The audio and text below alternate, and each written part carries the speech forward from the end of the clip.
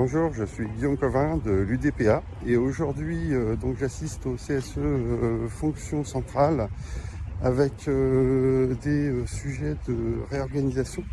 Je me dirige vers la salle polyvalente où se tiendra le CSE fonction centrale. Donc là c'est parti pour une journée.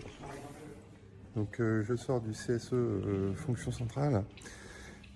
Donc il y a eu pas mal de sujets qui ont été abordés aujourd'hui, en particulier les sujets autour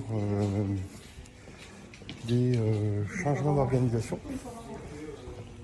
Et donc sur les changements d'organisation, j'ai eu donc, les sujets suivants. Donc déjà, pour consultation, le changement d'organisation de l'équipe communication et engagement. L'idée de cette réorganisation est donc d'améliorer l'efficacité interne, donc en réduisant les impacts sur la charge de travail et en la rendant lisible. Donc les questions étaient nombreuses, en particulier autour des recrutements, des changements de hiérarchie, du turnover important de cette équipe. Il y a eu d'autres questions posées sur la stratégie de communication, donc sur les réseaux sociaux, avec un débat sur TikTok, sur X, anciennement Twitter, l'appel à des influenceurs et les activités de veille qui imposent un travail le week-end.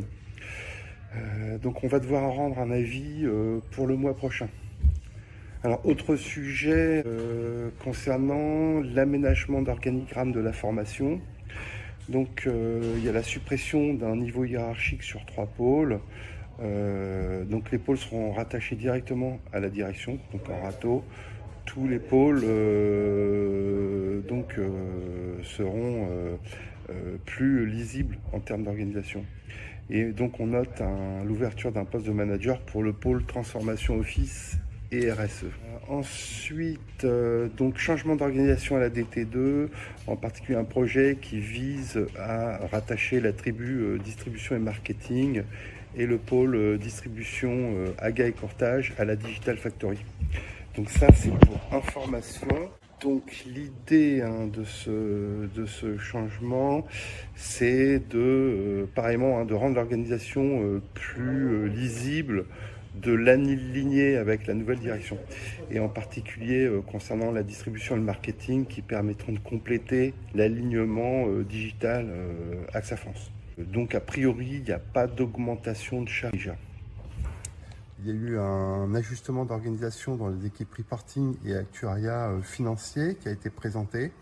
Donc l'équipe Yard et IFRS 17 qui comporte 3 collaborateurs attachés au pôle contrôle de gestion Yard change de positionnement suite au passage en run de IFRS 17. Donc cette équipe sera rattachée à l'équipe normes et études, car son manager qui a porté le projet IFRS 17 faisait partie de cette équipe.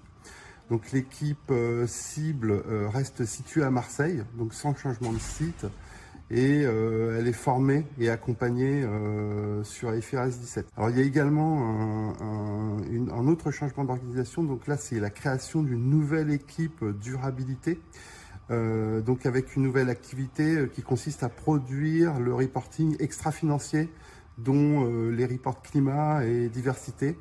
Donc il y a 3 nouveaux postes qui vont être créés sur le site de Marseille également.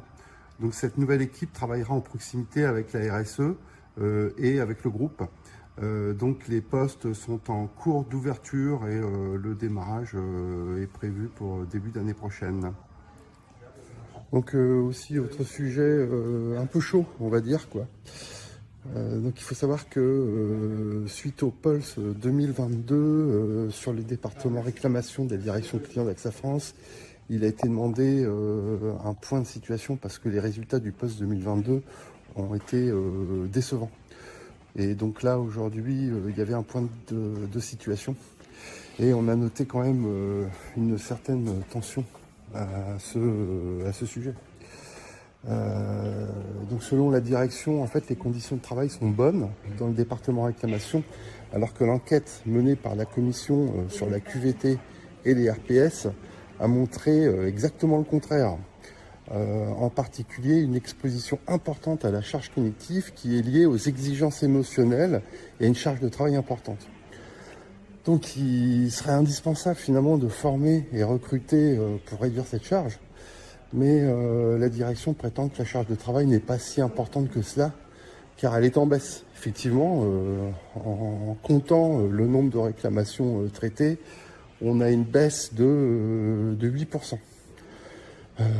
Or, la charge de travail, ça ne se mesure pas uniquement sur le nombre de dossiers, mais s'apprécie également au regard d'autres contraintes dans l'exécution du travail.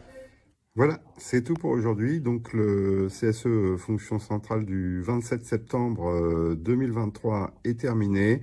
On se retrouve pour une prochaine action syndicale. Bonne journée.